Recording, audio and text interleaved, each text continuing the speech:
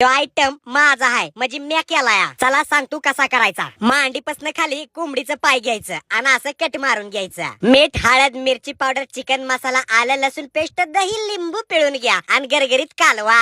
आणि लेग पीसला गरगरीत मसाला लावून घ्या. लेग पीसच्या खच्चीत चांगला मसाला भरा. एका अंडोबाला फोडून घ्या आणि कालवून घ्या. कालवलेलं अंड मैद्याच्या पिठात वतून पाणी वतून कणिक मळून घ्या. तेलाची धार वतून त्याला थापटा.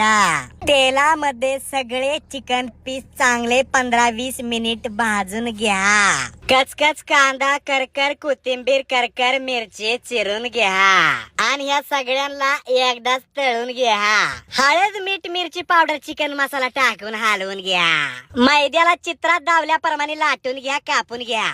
हे तुम्ही फक्त बघा, करायच्या भानगडीत पडू नका, लय वाढू जात या. आणि व्हिडिओ आवडला तर लाईक करा, सबस्क्राईब करा आणि थँक्यू.